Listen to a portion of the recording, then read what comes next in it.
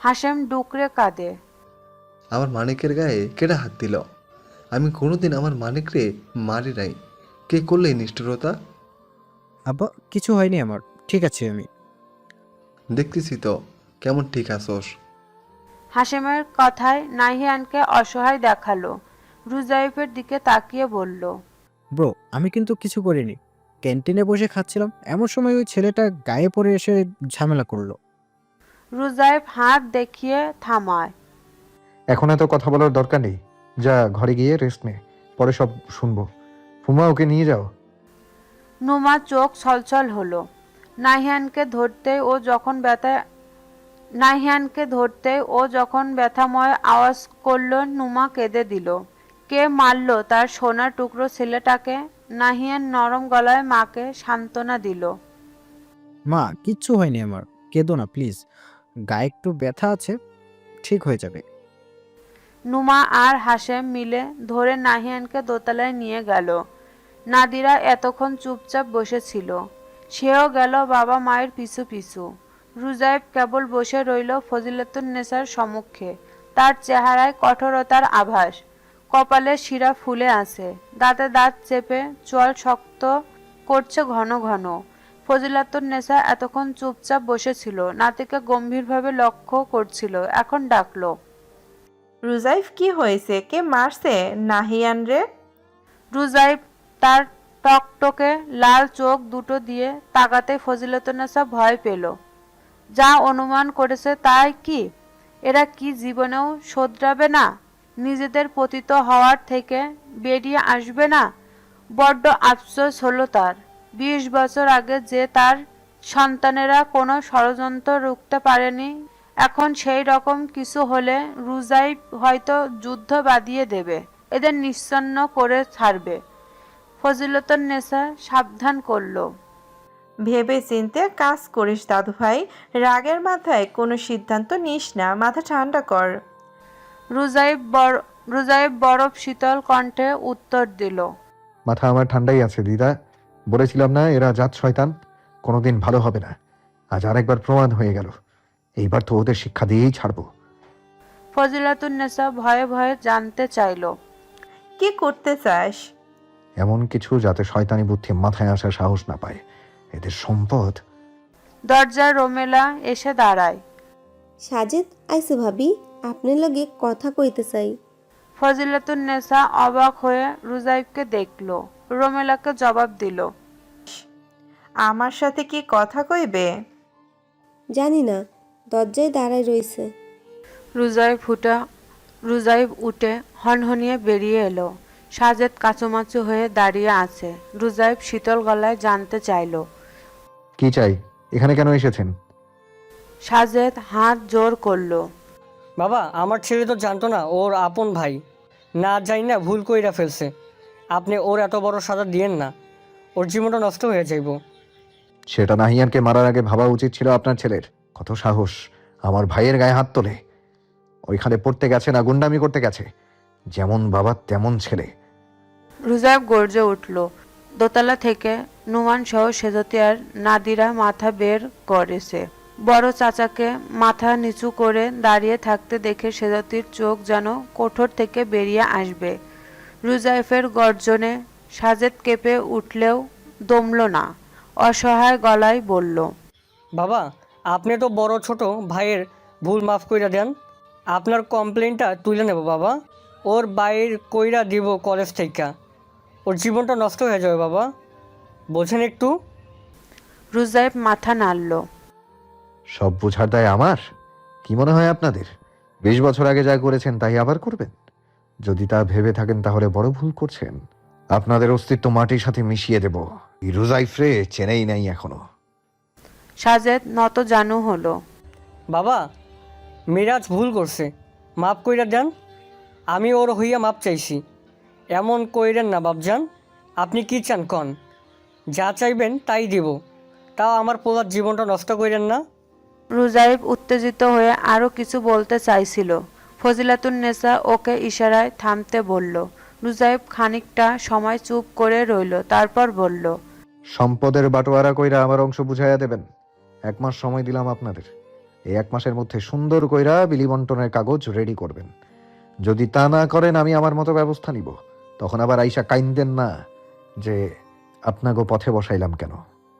সাজেদ মাথা দুলায়। আপনি যেমন কইবেন তেমন হইব বাবা, আপনি কোনো চিন্তা করেন না। খালি আমার পোলার নামে অভিযোগটা তুইলা নেন, ওর ভবিষ্যৎটা রক্ষা করেন, আমি আপনার সব কাজ কইরা দেব। রুজাইব একটু নরম হলো না, কঠোর গলায় বলল, যা বললাম সেই মতো ব্যবস্থা নিতে থাকেন। আমি ওদের কলেজের অধ্যক্ষের সাথে কথা বলবো। আর একটা কথা, এবারের মতো মাফ করলেও এরপর কিন্তু এরকম কোনো ভুল হইলে কোনো মাফ হবে না। আপনাদের গোটা গোষ্ঠীকে বাকি জীবন জেলের ভাত খাওয়াবো।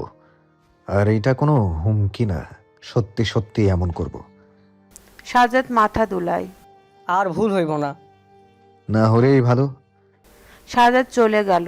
যাওয়ার আগে মুহূর্তের জন্য তার নজর গেছিল সেজতির দিকে।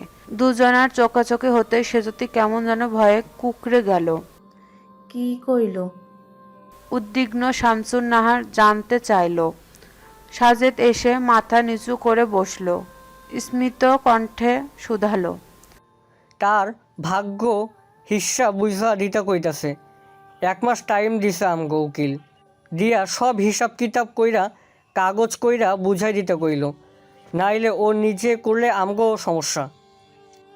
কি দেখছেন? জাহাঙ্গীর বলল, তা নয় তো কি, আমি তোকে বারবার কইতেছিলাম উল্টাপাল্টা করিস না, ঝামেলা আমাকেই বেশি হইব। চুপচাপ আছে থাকতে দে, ওরা গাটাইস না।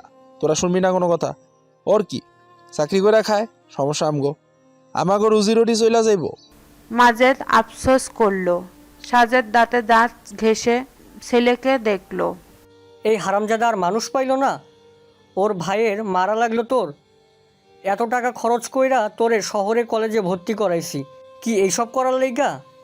মিজান মাথা নত করল। আমি কি জানি ওইটা হের ভাই? পোলা বেশি ইংরেজি ছাড়তেছিল, ভাত নিতেছিল, দিছি ঢলা দিয়া। সাজেদ ছেলেকে মারার জন্য উঠে যেতেই লাকি সামনে এসে দাঁড়ালো। সাজেদ দাঁড়িয়ে থেকে চেঁচিয়ে উঠল, হারামজাদা, ডলা দিতে কে কইছে তোরে? বেশি ভাব মারাও।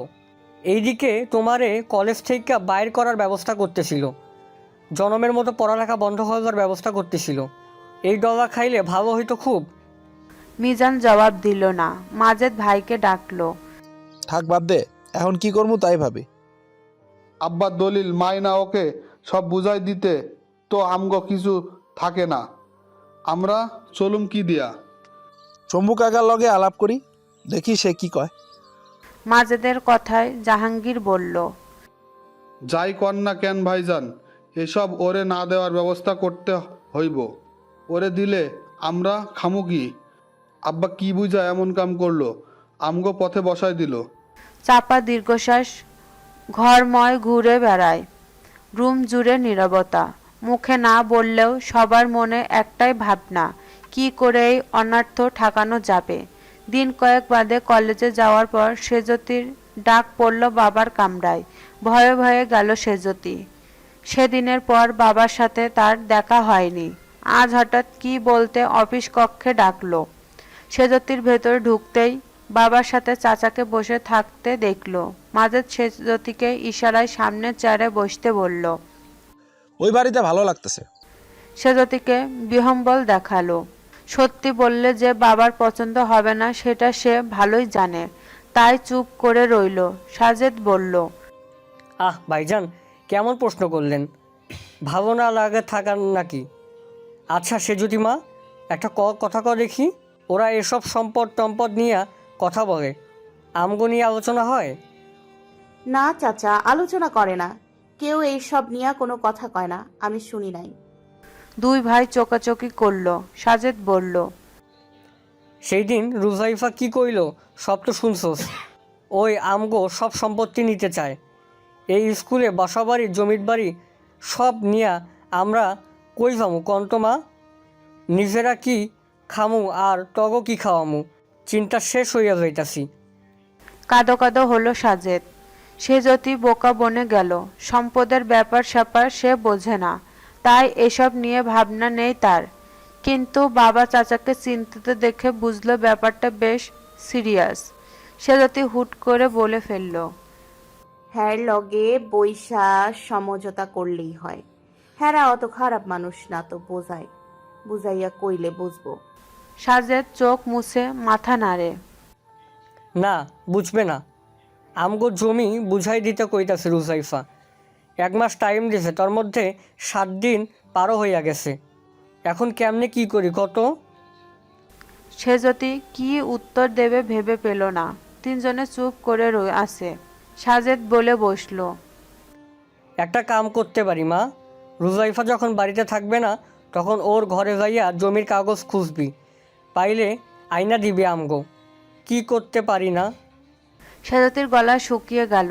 বাঘের মুখ থেকে খাবার ছিনিয়ে আনার মতো কঠিন কাজ করতে এতটা ঘাবড়ে যেত না সে। এ যেন সিংহের ঘরে প্রবেশ করে জীবন দেওয়ার মতো পরিস্থিতি। মানা করবে এমন অবস্থাও নেই। বাবা চাচা দুজন এমনভাবে তাকিয়ে আছে যেন তারা ফাঁসির আসামি। সেজতি তাদের ত্রাণকর্তা। সাজেদ কণ্ঠে মধু ঢেলে বলল, মারে, আমাদের জন্য একটু করতে পারি না? সেজতি মাথা দোলাতেই সাজেদ উৎফুল্ল হয়ে টেবিলে চাপড় দিল।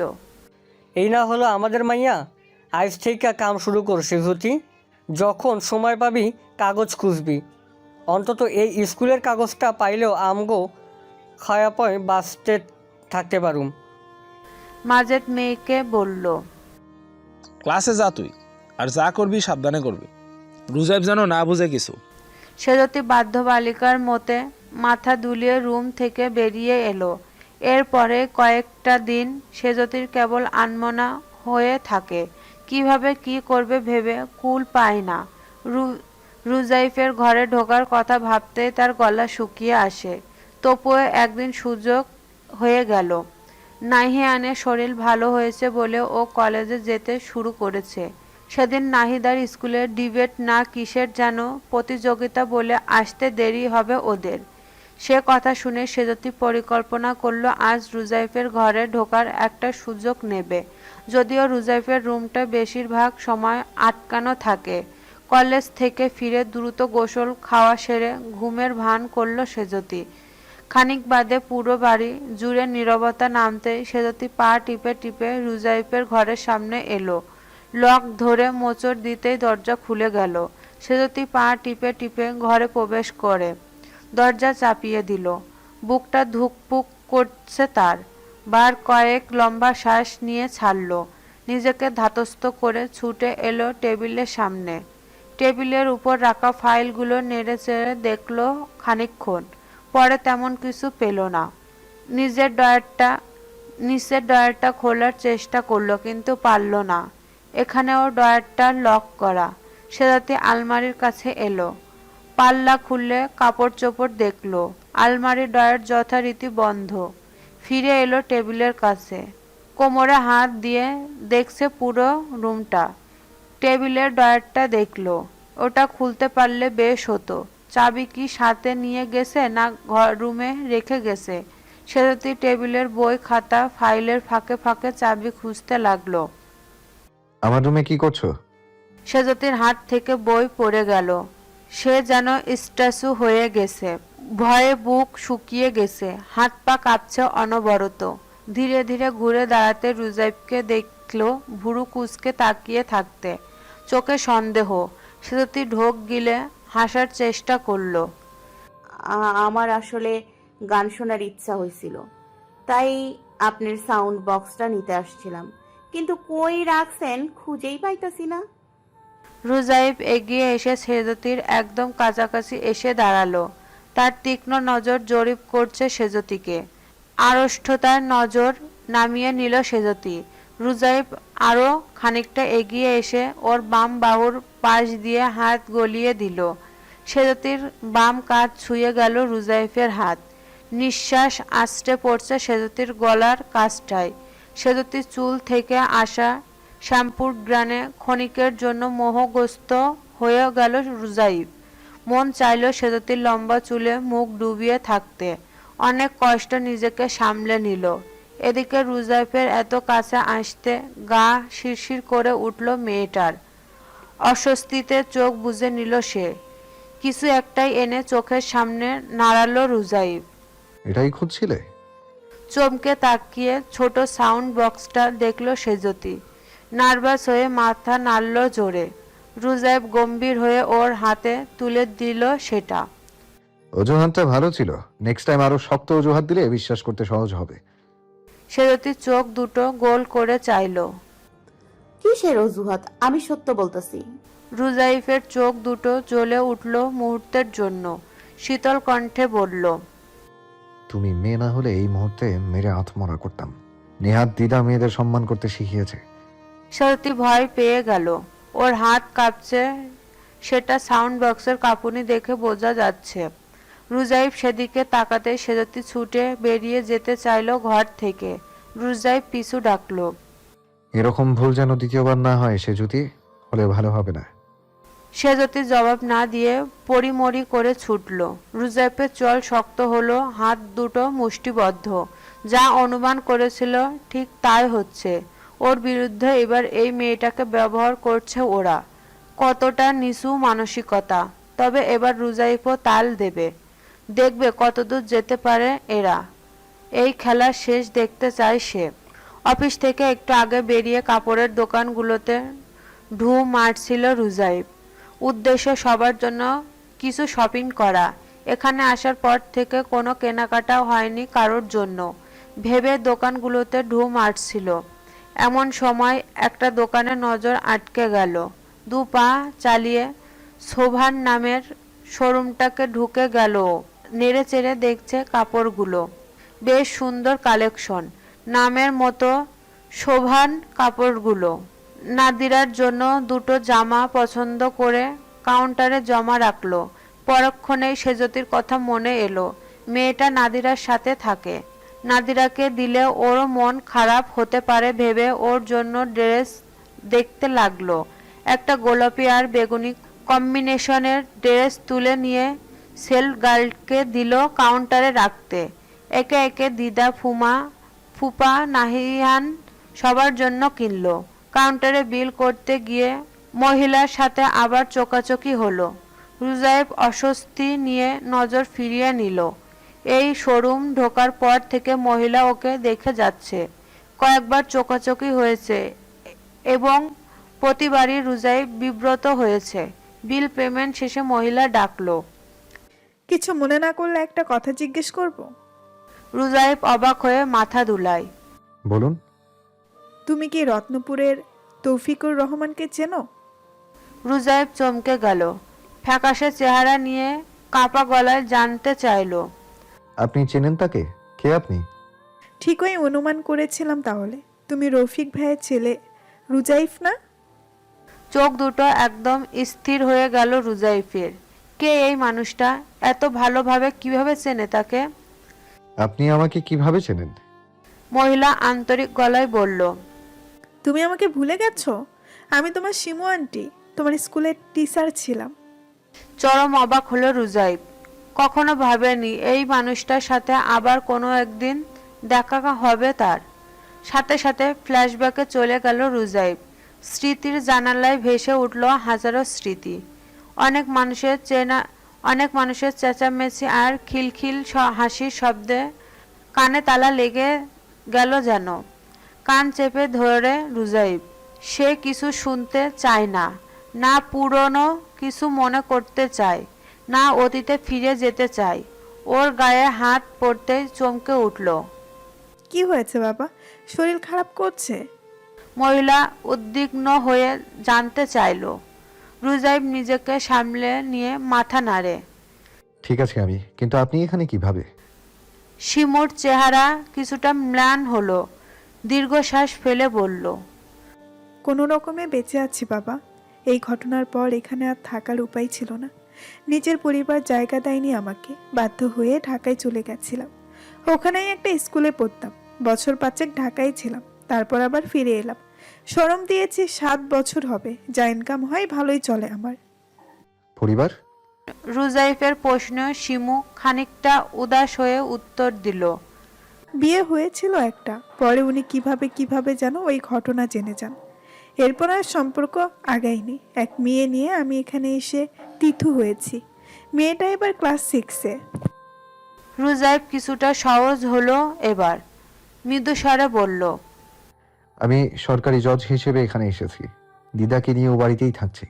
শিমুর চোখ দুটো বিস্মিত হলো, আন্তরিক হাসি দিয়ে বলল। কত বড় হয়ে গেছো বাবা, তুমি সফল হয়েছো দেখে খুশি হলাম, কিন্তু ওই বাড়িতে কিভাবে? রুজাইব ঘড়ি দেখে হাসলো। সে অনেক কথা, অন্য একদিন আসবো, তখন কথা হবে। আজ আসি আন্টি। শিমু ছলছল নয়নে তাকালো। রুজাইফ, তোমার কি কখনো আমার উপর রাগ হয়েছিল? কখনো ঘৃণা করেছো আমাকে? রুজাইব ক্ষণকাল তাকিয়ে রইল শিমুর মুখের দিকে, অসহায় মুখখানাতে তুমুল আগ্রহ। রুজাইব বলল। আমার রঙিন শৈশবে আপনার অবদান আছে আন্টি। পড়ালেখা শুরুটা আপনার হাতেই। রাগ ছিল না তা বলবো না, তবে দিদা বলেছিল সেই ঘটনায় আপনার কোনো দোষ ছিল না আসলে। আর যে দোষী না তাকে কি করে ভুল বুঝি? তোমার দিদার মতো মানুষ হয় না রুজাইফ। পুরো দুনিয়ায় মানুষ একদিকে আর উনি একদিকে। ওই বিপদে একমাত্র উনি আমাকে ভুল বুঝেনি। যখন পরিবার দেখলো না, তখন উনি আমায় আগলে নিয়েছিল, হাতে টাকা দিয়ে বলেছিল অন্য কোথাও যেয়ে থাক, এদিকে আসিস না। মানুষটার কারণেই হয়তো আজও বেঁচে আছি আমি। ওনার অবদান কখনো ভুলবো না আমি। রুজাইব সৌজন্যের হাসি দিল। শিমু নাক টেনে কান্না গিলে নিল। কখনো যদি আমাকে প্রয়োজন হয় তাহলে ডেকো। তোমাদের যে কোনো দরকারে আমি এগিয়ে যাব বিনা প্রশ্নে। তোমাদের সামান্য উপকারে আসতে পারলেও নিজেকে ধন্য মনে করব। আচ্ছা আন্টি, দোয়া করবেন আমার জন্য। আজ আসি। এসো বাবা। রুজাইব বিদায় নিয়ে বেরিয়ে এলো। আজম আলী আর চোখে দেখল রুজাইবকে। গাড়িতে আজ একটু বেশি চুপচাপ বসে রইল সে। না চাইতেও অনেক পুরনো স্মৃতি হামলে পড়ছে হৃদয় গহীনে। রাস্তার পাশে দৃশ্য দেখার ভান করে বাইরে তাকিয়ে থাকে সে। ভেজা আঁখি থেকে জল গড়িয়ে পড়তে চায়। অনেক কষ্টে নিজেকে প্রবোধ দেয় রুজাইব। মনে মনে প্রতিজ্ঞাবদ্ধ হলো পুনরায়, অবিচার করা মানুষগুলোকে সাজা পেতেই হবে, কোনো মাপ হবে না ওদের। বাড়িতে এসে সবার জন্য কেনা কাপড় যার যার হাতে ধরিয়ে দিল। সেজতিককে দিতে কেন যেন অস্বস্তি হচ্ছিল।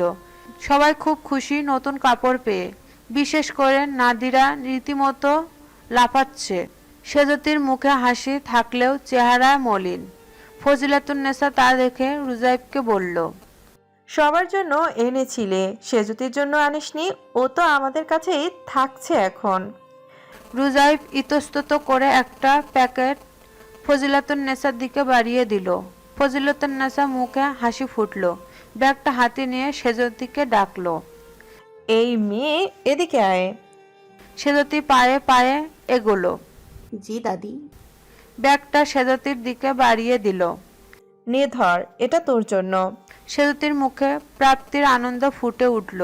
মিষ্টি হাসিতে উর্ভাসিত হলো তার চেহারা। ধন্যবাদ দাদি। ধন্যবাদ আমাকে না দিয়ে ওকে দে, ওই মনে করে তোর জন্য কিনে এনেছে। সেজতি ভয়ে ভয়ে রুজাইবকে দেখলো। মুখ ফুটে কিছু বলল না অবশ্য। রুজাইব উঠে দাঁড়ালো। আমি ফ্রেশ হয়ে আসছি দিদা, খিদে লেগেছে, খাবার দিতে বলো। তুই ফ্রেশ হয়ে আয়, আমি খাবার দিচ্ছি। রুজাইব চলে গেল। সিঁড়ি বেয়ে দোতলায় উঠতে উঠতে শুনল নাদিরা বলছে। সেজুতিপু, তোমার জামাটা বেশি সুন্দর, কেমন পরীর মতো লাগছে, তাই না দিদা? রুজাইব পিছু ফিরে দেখল একবার। সেজতির জামাটা গায়ে ধরে দাঁড়িয়ে আছে। ওর উজ্জ্বল শ্যামা গাত্রবর্ষে জামাটা আসলেও বেশ মানিয়েছে। প্রশংসা বাক্য শুনে লাজুক মুখে দাঁড়িয়ে থাকা সেজতিকে দেখে রুজাইব মুগ্ধ হলো। এই বিশ্বু মেয়েটা লজ্জা পেতেও জানে। পরক্ষণে গম্ভীরতায় ছেয়ে গেল রুজাইবের মুখ চোখ। ফজিলাতুন্নেসার দিকে তাকিয়ে তার হৃদয় থেকে দীর্ঘশ্বাস নির্গদ্ধন হলো। দিদা এই মেয়ের কাণ্ড জানলে ভীষণ কষ্ট পাবে, বিশ্বাস ভঙ্গ হবে দিদার। এমনটা হতে দেওয়া যাবে না কিছুতেই। চিন্তিত হয়ে রুজাইব ঘরে দৌড় দিল। জেলায় বিজ্ঞান মেলা হবে, 4 জনের একটা টিম করে দেওয়া হয়েছে সেজতিদের সেখানে সেজতির টিম ক্যাপ্টেন। আজ শহরে এসেছে তাদের প্রজেক্টের জন্য প্রয়োজনীয় জিনিস কিনে নিতে। হাতে 10 দিন সময় বলে ক্লাসের এক সহকারীকে সাথে নিয়ে চলে এসেছে জিনিস কিনতে। কেনাকাটা শেষ করে দেখলে বিকেল গড়িয়ে গেছে। এদিকে সাথে সহকারী বলছে যে আজ আর বাড়ি ফিরবে না, এখানেই কাছে তার খালার বাসা, সেখানে রাতটা থেকে যাবে। সেজতির চেহারা ফ্যাকাশে হলো। একা একা কিভাবে বাড়ি ফিরবে সে? আগে কখনো একা এত দূর আসেননি, কিন্তু ভয়ে কথা সহযোগিতা জানাতে সংকোচ হলো। মেয়েটা ওকে রেখে চলে যেতেই সেজতি আশেপাশে তাকিয়ে ঢোক গিলল। এদিকটা বেশ ব্যস্ত এলাকা হলেও এখন ফাঁকা হয়ে আছে। হয়তো বাড়ি ফেরার সময় বলে দাঁড়িয়ে না থেকে হাঁটতে শুরু করলো সেজতি। হাঁটতে হাঁটতে বাজার পর্যন্ত চলে এলো। এদিক থেকে গাড়ি যায় রন্তবপুরে। সেজতি কিছুক্ষণ দাঁড়িয়ে থাকলো। কোনো গাড়ি দেখতে না পেয়ে একজনের কাছে জানতে চাইলো গাড়ি কখন আসবে। সে জানালো কিছুক্ষণ আগেই এলো, গাড়ি ছেড়ে গেছে, আরেকটা আসতে হয়তো 15 মিনিট লাগবে। সেজতি দাঁড়িয়ে রইল, ঘড়ি দেখছে বারবার। আর কিছুক্ষণের মধ্যে সন্ধ্যা হয়ে যাবে। একা একা কি করবে তখন? দুশ্চিন্তায় ঘেমে একাকার হয়ে যাচ্ছে সেজতি। বারবার আশেপাশে তাকাচ্ছে। আরো অসহায় লাগছে এই ভেবে আজ ফোনটা ভুলে বাসায় ফেলে এসেছে। রুজাইব অফিস থেকে বেরিয়েছে। মন মেজাজ অত্যাধিক খারাপ তার। তার বেঁধে দেওয়া 1 মাসের সময়সীমা প্রায় শেষের পথে, কিন্তু সাজেদদের পক্ষ থেকে কোনো আওয়াজ নেই।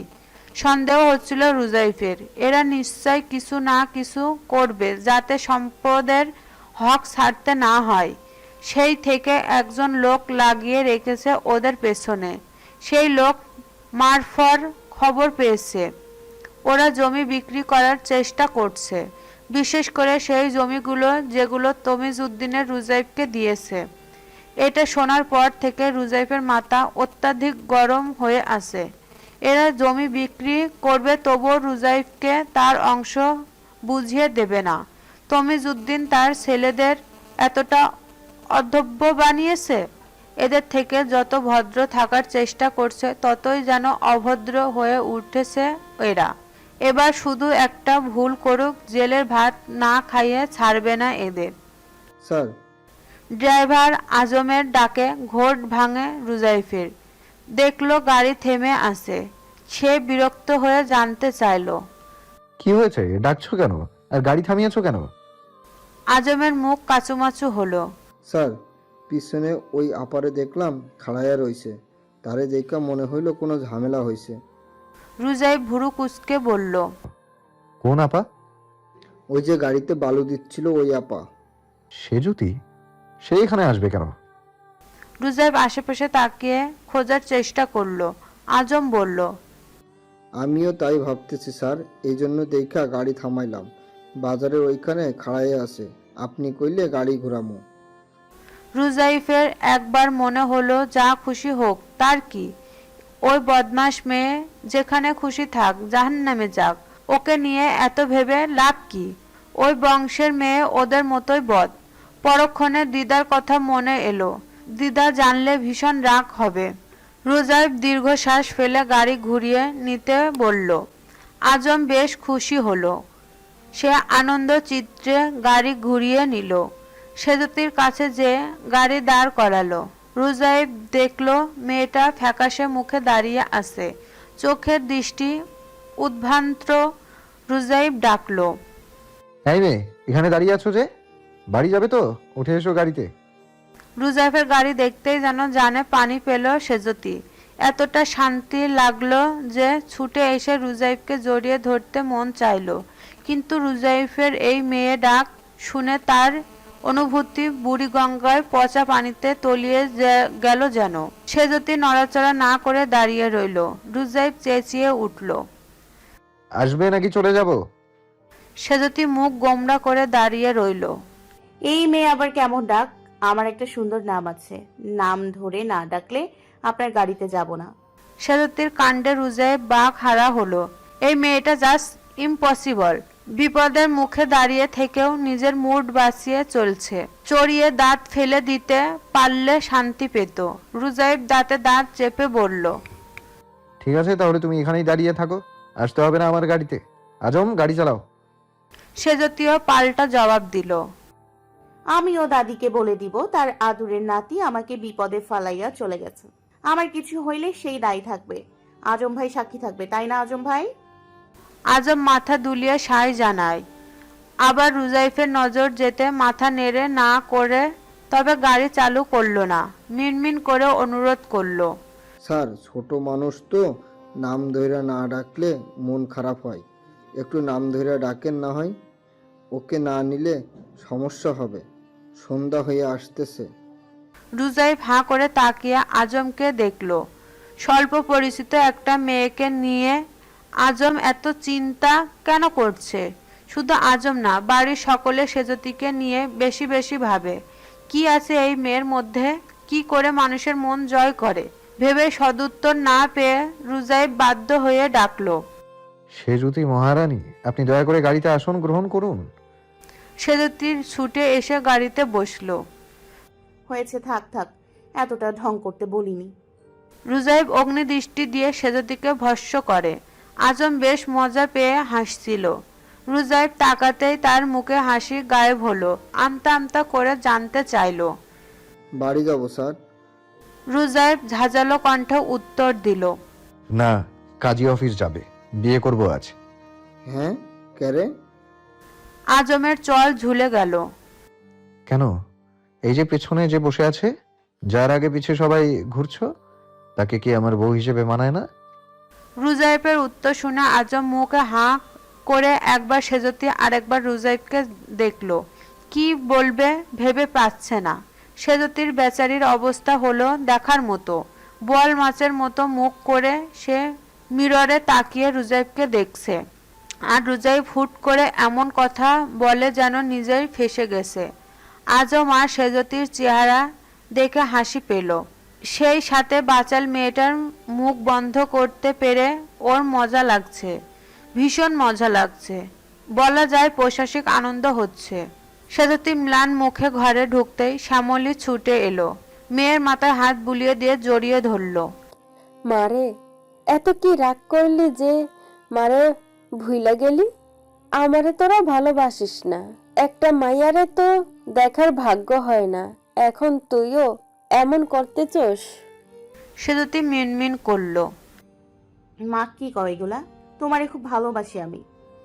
কচু বাবস, এতদিনও একবারও মারে দেখতে আইসোস? সেজতী মায়ের বুকে মুখ লুকিয়ে ফেলে। পড়ালেখার চাপ মেলা, তার উপর চোখ কান খোলা রাইখা চলতে হয়, সময় পাই না মা। শ্যামলী ভ্রু কুচকে তাকিয়ে সেজতীকে দেখলো। মেয়েটাকে সুন্দর লাগছে দেখতে, নাকি চোখের ভুল? এই সেরি, এইদিকে আয়। দাদির ডাকে বিরক্ত হলো সেজতী। বুড়ি সবসময় বেটাইমে ডাকে। সে এগিয়ে গেল শামসুন নাহারের কাছে। বড় চৌকিতে বসে আছে সে। সেজতী কাছে যেতেই শামসুন নাহার তার হাত ধরে টানলো, ফিসফিসিয়ে জানতে চাইলো, পাইছস কিছু? সেজতী মাথা নাড়ে। শামসুন নাহার মুখ বাঁকায়। কেন পাস না? না পাইলে খবর তো বাইর করতে পারোস। মাইয়া মানুষ পুরুষের ঘায়েল করা কত কায়দা জানে, তোরা কি জানোস? দুই বোন মিল্লা খালি বাপের মাথা খাইতে পারোস। শ্যামলী মৃদু স্বরে প্রতিবাদ করলো, আমা এইসব কি কোন আপনি? আমার মাইয়ারে কি করতে কইতেছেন? ছি! শামসুন নাহার তেতে উঠলো। এত সিসি করিস না বউ, সব সময় দখল কইরা নিব তখন বুঝবি, সব যখন দখল কইরা নিব তখন বুঝবি। এখন তো ঘর গেছে, পরে পথে বসা লাগবো। ওই পোলা থ্রেট দিছে, এক কানি জমি কম দিলে আমার পোলাগো জেল খাটাইবো। তো আমি কি এখন বৈশা বৈশা পোলাগো জেলে যাওয়ার অপেক্ষা করুম? তাই বইলা আমার মাইয়ারে আকাম করতে কইবেন? আর কাউরে নজরে পড়ে না আপনার? শামসুন নাহার মুখ ঝামটা দিল। বেশি বক বক করিস না বউ, তোর এক মাইয়া বাপের মুখে চুলকানি দিয়া পালাইয়া বিয়া করছিল, আরেক মাইয়া লাইকে আমার সাজেদের মাইয়া বলি হওয়া লাগলো। তো তোর মাইয়াটা কি রানী, যা মন চায় তাই করব? বাপের কোন কামে না আইলে এই মাইয়া দিয়া করবি কি? তুই যেমন আকাইমা বেডি মাইয়া গুলারও তেমন আকাম্মাই বানাইছস। এক বেটার বশ করতে পারে না, খালি জবান চলে আমগোলকে। শ্যামলী বাঘ হারা হলো শাশুড়ির বাক্য বানে। সেতুতির গা গুলিয়ে এলো দাদির কথায়। কি বাজে ইঙ্গিত দিচ্ছে তাকে। তার মেজাজ খারাপ হয়ে গেল। দাদি, দাদি, ওনাকে বোকা পাইছো তোমরা? জমির কাগজ ঘরে রেখে দিব? শামসুন নাহার মাথা নাড়ে। ঘরে রাখছে নিজের জমি কাগজ, মানুষ অফিস হয় না, ওর অফিস চেক করছি আমরা। সেতুতি চোখ দুটো বড় বড় করে তাকালো। অফিসে চেক করছো কেমনে? শামসুন নাহার ধমক দিল। তা যাই না, তোর কি কাম? তোর যে কাম দিছি সেটাই ঠিক মতো কর। ওর কাছ থেকে কাগজ আনবি যেমনে পারস। দরকার লাগলে ওরে তোর রূপ দিয়ে পাগল করবি। ছি দাদি, এসব কি কও তুমি? সেতুতি আটকে উঠল। শামসুন নাহার হুমকি দিল। ঠিক কথাই কই। হন, তুই কিছু করতে না পারো, সবচেয়ে বেশি ভুগবো তোর বাপ। যা কিছু থাকবো সব পাইব তোর দুই চাচা। মাঝখানে তোরা নিঃস্ব হইবি। তোর বাপ স্কুলে কাম করছে সারা জীবন, সন্তানের মতো স্কুলে আগলায় রাখছে। স্কুল ওই পোলা দখল করলে তোর বাপ কি করব চিন্তা কর। এমন হলে তোর বাপ সহ্য করতে পারবো? দাদি, এমন কইরা কইতে তোমার বুক কাঁপে না? আব্বা কি তোমার পোলা না? আমার কথা বাদ দে, তোগো তো বাপ হয়। বাপের লইগা কি করস সেটাই দেহুম আমি। সেতুতি কেমন হাঁসফাঁস লাগে, দম আটকে আসতে চায়। রুজাইব বড্ড চালাক। সেতুতির অভিসন্ধি বুঝলে কি করবে ভাবতেও বুক কাঁপে তার। রুজাইবের ঠান্ডা চোখ জোড়ার কথা ভেবে গা কাঁপুনি দিয়েছে তার। শামসুন নাহার ডাকলো। শোন, কাছে আয়। সেতুতি পায়ে পায়ে এগিয়ে আসতেই তার হাতে কিছু গুজে দিল। খাওনের মধ্যে মিলাই দিলে ঘুমাইব ওরা, তুই নিশ্চিন্তে খুঁজতে পারবি। সেতুতি ভয় পেয়ে হাতের জিনিস ছুঁড়ে ফেলে দিল। আমি ওই বাড়ি যাবো না আর। শামসুন নাহার রেগে গেল। কাম না হওয়া পর্যন্ত তুই ওই বাড়িতেই থাকবি, এই বাড়িতে তোর জায়গা নাই। সেতুতি কেঁদে দিল। মা, দাদি কি কয় এইগুলা? শ্যামলী অসহায় চোখে মেয়েকে দেখল। শামসুন নাহারের সামনে গিয়ে কিছু বলার সাহস হলো না। শোন, যা কইছি তা না করলে তোর কপাল খারাপই আছে। তোর লাইগা তোর বাপ ভুগবো। এইটা যদি না চাস তাইলে যা কইতাছি তাই কর। যা, এক্ষুনি ওই বাড়িতে ফিরা যা, আর যাওয়ার সময় এইটা নিয়ে যা। সেতুতি চোখের জলে নাকের জলে একাকার হয়ে কাঁদতে কাঁদতে রুজাইফের বাড়িতে ফিরে এলো। কি বিশ্রী ফাঁদে আটকা পড়েছে সে। কি করবে এখন? দুদিন হলো বাড়ির পরিবেশ কেমন শুনশান নীরব পায়। নিচের বসার জায়গায় বেশিরভাগ সময় দিদা আর ফুমা টিভি দেখে। মাঝে মাঝে হাশেমকে দেখা যায় তাদের সাথে। আগে সেজতিরা মিলে হইহুল্লা করতো, ইদানিং একদম চুপচাপ চারপাশ। আজ না পেরে নোমাকে জিজ্ঞেস করে ফেললো। বাসায় তো শান্ত কেন ফুম্মা? ওরা কেউ বাসায় নেই নাকি? নোমা মাথা দুলায়। রুমেই আছে ওরা, কিন্তু সেজুতির কি যেন হয়েছে, ও চুপচাপ থাকে বলে ওরাও চুপ হয়ে গেছে। ওই মেয়েরা আবার কি হয়েছে? জানি না, মনমরা হয়ে থাকে সব সময়। রুজাইব জবাব না দিয়ে দোতলায় উঠে এলো। ফ্রেশ হয়ে খাবার খেতে নিচে নামতে গিয়ে নাদিরার ঘরে উকি দিল। নাদিরা, খেতে যাবি না? নাদিরা আর সেজতি টেবিলে বসে ছিল। রুজাইবকে দেখে সেজতি সংকোচে গুটিয়ে গেল। নাদিরা দাঁড়িয়ে বলল, দা ভাই, দেখো আপু খেতে যাবে না বলছে। রুজাইব সেজতিকে দেখলো এক নজর। সেজতি মাথা নিচু করে বসে আছে। নাদিরাকে বলল, তুই নাহিয়ানকে ডেকে নিয়ে নিচে যা, আমি আসছি। নাদিরা মাথা দুলিয়ে চলে গেল। সেজতির বুক টিপ টিপ করছে। এই লোকটা নাদিরাকে চলে যেতে বলল কেন? কি করবে তার সাথে? সেজতি ভয়ে গাঢ় হয়ে বসে রইল। রুজাইব ডাকলো। সেজুতি, কি হয়েছে তোমার? সেজতি তাকালো না, ওভাবেই বসে থেকে মাথা নাড়ালো। কিছু না। তাহলে মন খারাপ করে আছো কেন? এমনিতেই। সেজতির এই শীতল কণ্ঠে কেন যেন ভালো লাগলো না রুজাইফের। চটপটে চঞ্চল মেয়েটাকে উচ্ছ্বাস প্রকাশ মানায়, এরকম চুপচাপ বসে থাকা মানায় না। রুজাইফের কি হলো সে জানে না। সেজতির সামনের চেয়ারে বসলো। দেখি তাকাও তো, বলো আমাকে কি হয়েছে। সেজতি তাকালো না। রুজাইফের কোমল গলা শুনে তার বুকে উথাল পাতাল হচ্ছে, চোখ ভিজে যাচ্ছে আপনাতেই। রুজাইফ আচমকা সেজতির চিবুক ধরে মুখটা তুলল। সেজতি ভয়ে চোখ বুজে ফেললে ওর নেত্র বেয়ে জল গড়িয়ে পড়ে। রুজাইফের বুকটা জ্বলে গেল যেন। মেয়েটা কাঁদছে কেন? এমন কি হলো? সে কাপা হাতে আঙুল দিয়ে ওর চোখের জল মুছে দিল। অস্থির হয়ে জানতে চাইল। কাঁদছো কেন মেয়ে? কি হয়েছে বলবে তো?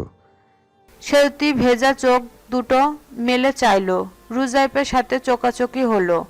রুজাইফের নজরে চিন্তার আভাস দেখে অবাক হলো খানিকটা। সেজতি গলার অভিমান ঢেলে বলল, আপনি কি আব্বার ঠিকা স্কুল কাইরা নিবেন? রুজাইফ থমকে গেল। বুঝতে চাইল সেজতির কি বলতে চাইছে আসলে। কেউ হয়তো কিছু বলেছে মেয়েটাকে। রুজাইফ বলল, এসব নিয়ে তোমার না ভাবলেও চলবে সেজুতি। তুমি ছোট মানুষ, পড়ালেখা করো মন দিয়ে। এসো খেতে এসো। সেজতি মাথা নাড়ে। না, আগে বলেন আপনি সত্যি আমার আব্বার থেকে স্কুল নিয়ে নেবেন? রুজাইফের চেহারায় কঠোর হলো। ওটা আমারই ছিল। মাঝে তোমার বাবা স্কুলের দেখভাল করেছে। নিজের জিনিস কি করে কেড়ে নেওয়া হয় বলবে? রুজাইফ কথাটা মেনে নিতে পারল না সেজতির। স্কুলটা বাবার অনেক প্রিয়। সারাটা জীবন ওই স্কুলের উন্নতির জন্য অনেক খেটেছে। সে কথা মনে করে সেজতির নয়নের জল থামল না। ওর করুণ মুখ পানে চেয়ে কড়া কথা বলতে যেও বলতে পারল না রুজাইফ। উল্টো মাথায় হাত বুলিয়ে দিয়ে ডাকলো, চলো খেয়ে নেবে, সবাই অপেক্ষা করছে তোমার জন্য। সেজতি নড়ল না। রুজাইফ ধমকে উঠল, খেতে আসবে নাকি কালই তোমার বাবাকে স্কুল থেকে বের করে দেব? সেজতি চমকে উঠে দাঁড়ায়। ভীত কণ্ঠে বলে উঠল, আমি যাইতেছি। আপনি যা কইবেন আমি শুনবো, তাও আমার আব্বারে কিছু কইয়েন না। রুজাইফ মাথা নাড়ল। নিজের কাজ মন দিয়ে করো, তাহলে ভেবে দেখবো তোমার কথা। পরের কয়েকটা দিন সেজতি লক্ষ্মী বালিকা সেজে রইল। অদ্ভুত পরিবর্তন এলো ওর আচরণে। সন্ধ্যায় রুজাইফ আসার আগে সেজে গুজে পরিপাটি হয়ে পড়তে বসেছে। প্রায় দিনই চা বানিয়ে খাওয়াচ্ছে সবাইকে। রুজাইফ অবাক হলেও কোনো প্রতিক্রিয়া দেখালো না।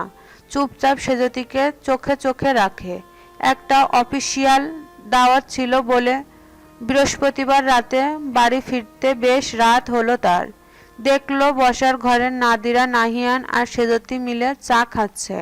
নাদিরা রুজাইফকে দেখে হাসলো। চা খাবে দা ভাই? আর সেজুতি আমাদের কমলা চা বানিয়ে খাওয়াচ্ছে। দিদা আর মা বাবাও খেয়েছে। দিদা কি ঘুমিয়েছে? কত রাত হয়েছে দেখেছো? আমরাও ঘুমাতাম, তোমার জন্য জেগে আছি। আমি চলে এসেছি, তোরা ঘুমিয়ে যা। নাহিয়ান উঠে দাঁড়ায়। ব্রো, চা বেশ মজা, খেয়ে দেখো, আরাম পাবে। এখন না, গোসল করে খাবো এক কাপ, খুব ক্লান্ত লাগছে। নাদিরা মাথা দুলালো। আচ্ছা, তোমার চা দিয়ে আসছি ঘরে। গোসল করে বিছানায় গায়ে এলিয়ে দিল রুজাইফ। এত ক্লান্তিতে চায়ের কথা বেমালুন ভুলে গেল। চোখ দুটো কখন বুঝেছে টের পায়নি। এত রাত হবে জানে না। খুট করে আওয়াজ পেতেই ঘুম চটে গেল। ছায়া মূর্তিকে খুব সাবধানে নড়াচড়া করতে দেখে প্রথমে ভয় পেলেও পরে পরিচিত নারী অবয়ব চিনতে ভুল হলো না তার। পরক্ষণে চা খাওয়ানোর রহস্য পরিষ্কার হলো তার। ভীষণ রেগে গেল রুজাইফ। এই মেয়ে আবারও ভুল করলো। এবার তো ওকে মাফ করা যাবে না, শাস্তি ওকে পেতেই হবে আজ। রুজাইব ঘাপটি মেরে পড়ে রইল বিছানায়। দেখলো নারী মূর্তিটি তার টেবিলের লকারটা ভাঙার চেষ্টা করছে মন দিয়ে। মাঝে মাঝে রুজাইবকে দেখছে তাকিয়ে। মেয়েটা তার কাজে মন দিয়েছে এমন সময় হুট করে হ্যাঁচকা টানে বিছানায় গড়িয়ে পড়ল সেজতি। ভয়ে চেঁচিয়ে উঠতে চাইলেও পারল না। ওর মুখটা হাত দিয়ে চেপে ধরা হয়েছে। ওর কানের কাছে ফিসফিস হলো। আবারও এসেছো আমার ঘরে তুমি, তবে আজ আর মাফ পাবে না তুমি। এই অপরাধের সাজা তোমাকে পেতেই হবে সেজুতি। বলো কি শাস্তি চাও? রুজাইবকে সজ্ঞানে পেয়ে ভয়ে জ্ঞান হারানোর অবস্থা হলো সেজতির। কি হবে এখন? কি বলবে রুজাইবকে? রুজাইবের হাতের মধ্যে সেজতির হাত। ভয়ে মুখ চোখ খিসে বন্ধ করেছে মেয়েটা। রুজাইব উবু হয়ে ঝুঁকে আছে মেয়েটার উপর। সেজতি অসহায়ের মতো পড়ে আছে বিছানায়। আধারের চেহারা পরিষ্কার বোঝা না গেলেও রুজাইব বুঝতে পারছে মেয়েটা প্রচণ্ড ভয় পাচ্ছে। সে ওর কানে মুখ লাগিয়ে ফিসফিস করলো। বলো কি শাস্তি দেব তোমাকে? সেজতি মরিয়া হয়ে বলল, তো আমার আব্বারে কিছু কইরেন না, আমি কিছু করি নাই, সত্যি বলতেছি, এইসব আমি করতে চাই না। রুজাইব বিরক্ত হলো। তাহলে কি তোমার ভূত আমার ঘরে এসেছে? ধরা পড়ে কথা বানাবে না সেজুতি। চায়ের মধ্যে ঘুমের ওষুধ মিলিয়েছো তাই না? ভাগ্যিস চা আমি খাইনি। বিস্ময়ে মুখ হাঁ হয়ে গেল সেজতির। এই লোক সব কেমনে বুঝে যায়? এত বুদ্ধি কেন লোকটার? সেজতি ভেবে পেল না কি বললে মুক্তি মিলবে রুজাইফের হাত থেকে। সে নিজের হাত দুটোখানা মুক্ত করার চেষ্টা করলো। রুজাইফের হাতে নিজের পিষ্ট হওয়া হাত দুটো 1 ইঞ্চিও সরাতে পারল না। হাল ছেড়ে দিল সেজতি। অনেক ভেবে নিজেকে বাঁচাতে অন্য পদ্ধতির আশ্রয় নিল। মোলায়েম গলায় রুজাইবকে ডাকলো। শোনেন। রুজাইব ভ্রু কুঁচকে ওর চোখে চোখ রাখলো। কি? সেজতি আচমকা মাথা উঁচু করে রুজাইবের গালে ঠোঁট ছুঁয়ে দিল। রুজাইব ভ্যাবাচাকা খেলো। তার শরীর জুড়ে অজানা শিহরণ। এই প্রথম কোনো মেয়ে চুমু দিল তাকে। অবাক হয়ে সেজতিকে দেখছে। মেয়েটার কি মাথা খারাপ? না হলে এমন করবে কেন? মেয়েটা নড়াচড়া করতে টের পেল তার কতটার কাছে কোমর অবয়ব। অনুভব করতে পারছে নারীর অস্তিত্ব। রুজাইব হতবিহ্বল হয়ে বলল, কি করলে এটা?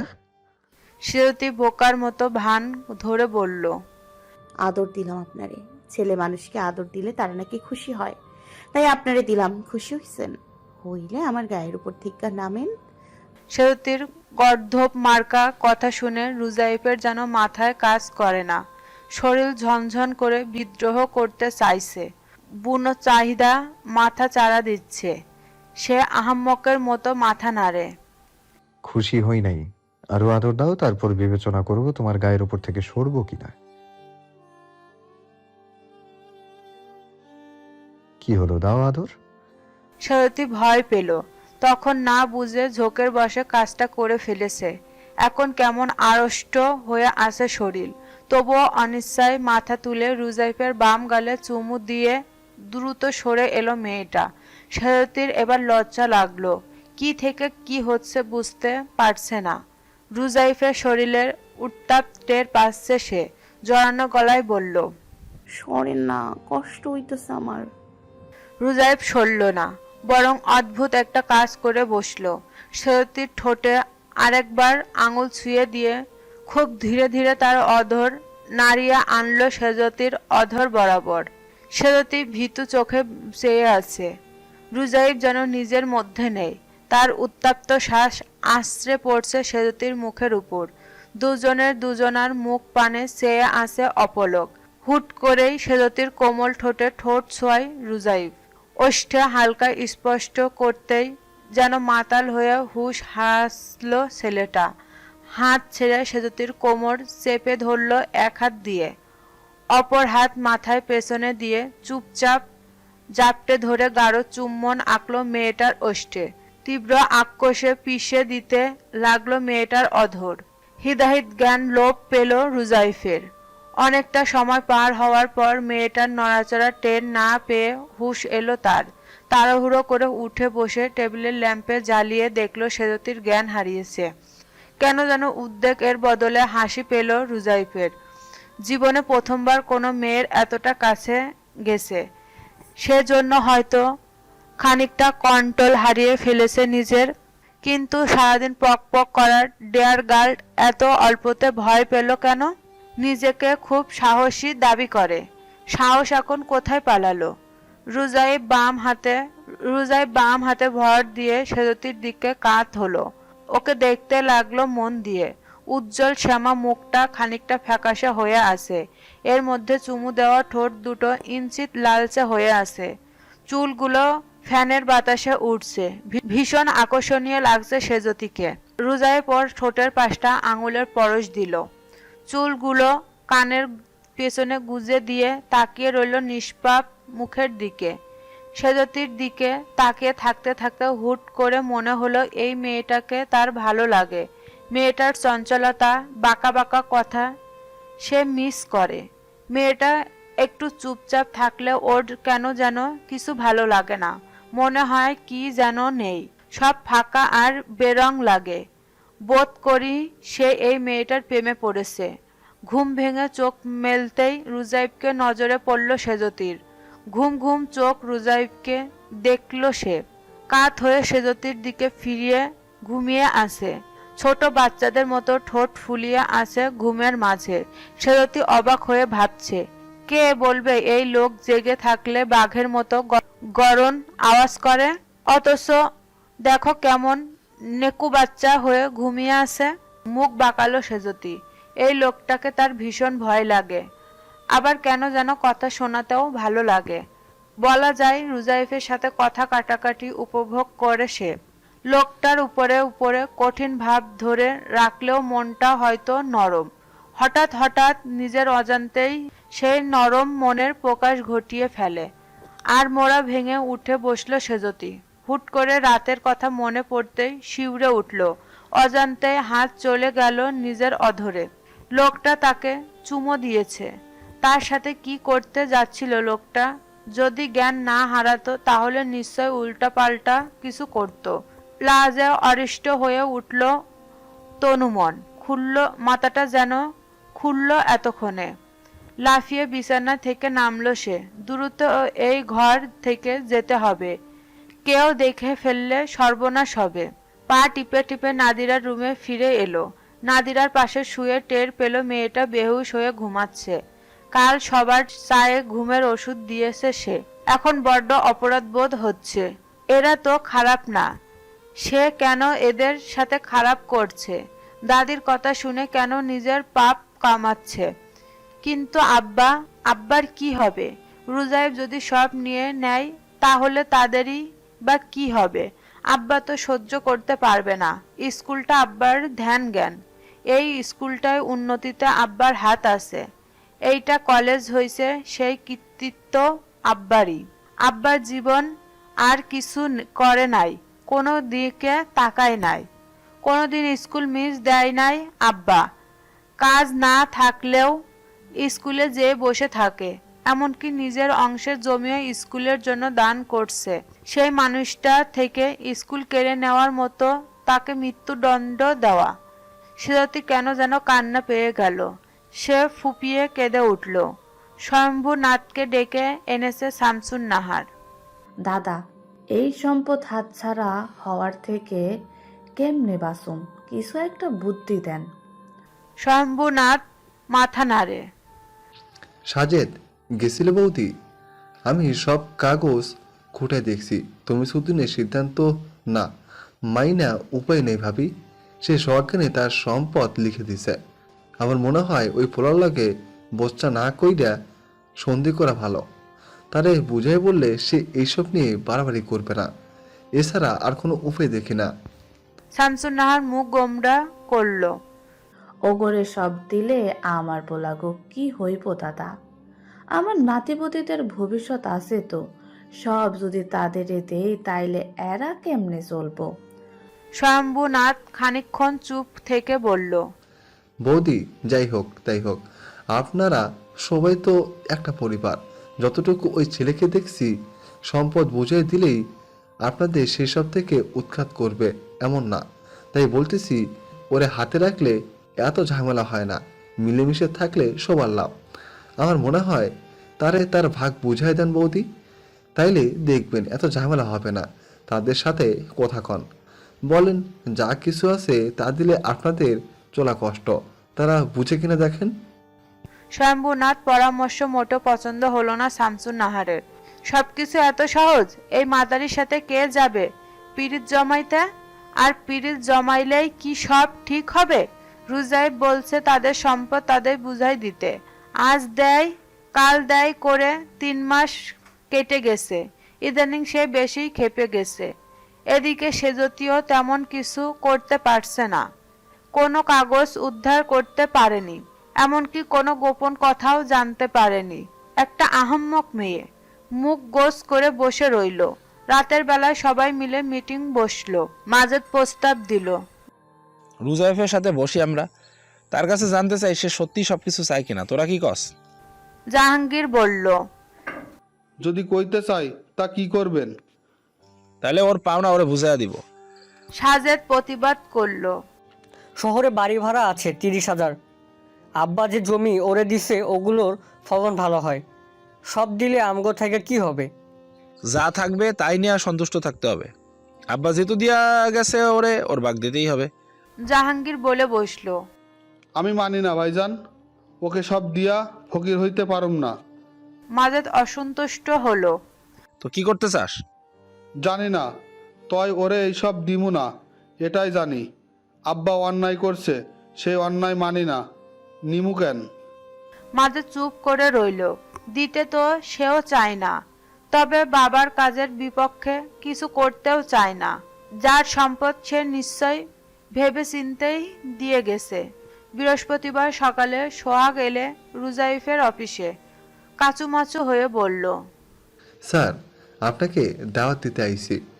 আপনি আমাকেও মেলা উপকার করছেন। সকাল বারবার আপনার কথা কয়।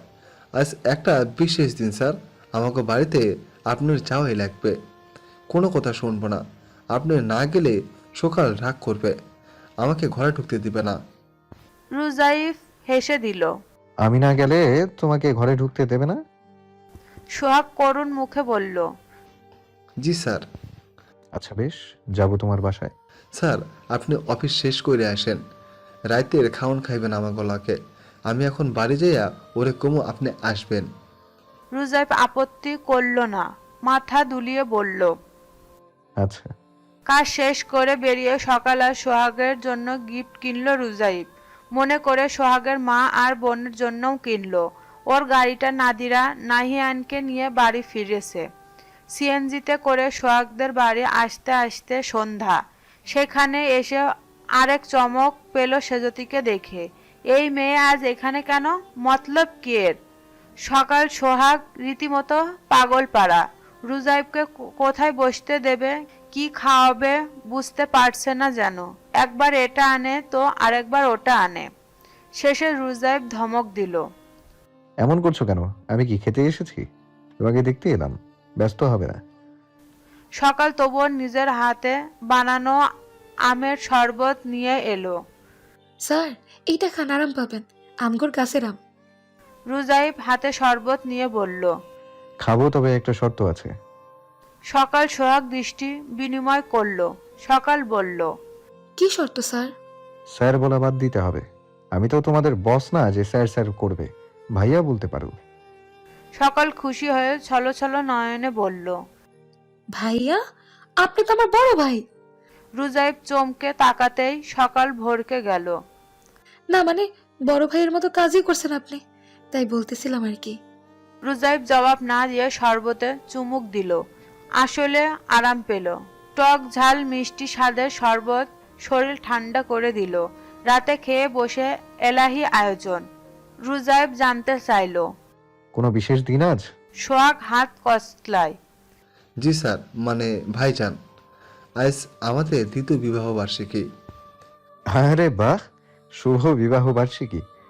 আরেকটা খুশির খবর আছে ভাইজান, সোহাগের একটা সরকারি চাকরি হয়েছে। আপনার মতো বড় অফিসার না হলেও একেবারে খারাপ না। এই কম লাগান। সকাল সোহাগকে ঠেলা দিল। সোহাগ আড়ষ্ট হয়ে জবাব দিল, ভাইজান সিটি কর্পোরেশনে চাকরি হইছে। রুজায়েব আদতেই খুশি হলো। সোহাগকে অভিনন্দন বার্তা দিল। কোনো সাহায্য লাগলে তাকে যেন জানায় সেটাও বলল। সোহাগ মাথা নাড়ে। কোনো সাহায্য লাগবে না ভাইজান, শুধু দোয়া কইরেন। রুজায়েব খুশি হয়ে সোহাগের কথায় নিজে চেষ্টা করে জীবনের কিছু অর্জন করা হলো বড় পাওয়া। সোহাগ জীবনে উন্নতি করবে তার বিশ্বাস। খাবার মুখে তুলতে গিয়ে থামলো রুজাইব। খাবারে আবার কিছু মিশিয়ে দেননি তো? সকালের মুখ অন্ধকার হলো। কি বলেন ভাইজান, কে কি মিশাইবো? রুজাইব সেজতিকে দেখলো। তোমার বোনের এই ব্যাপারে ডিগ্রি আছে। সেজতি ভাত মুখে তুলেছিল। এ কথা শুনে তার কাশি শুরু হলো। সকাল দ্রুত তাকে পানি দিল। সে এক ঢোক সব পানি খেয়ে ফেললো। সকাল বলল, ভাইজান রান্না আমি করছি, সে যদি তো দুপুরে কলেজ শেষ করে আসলো।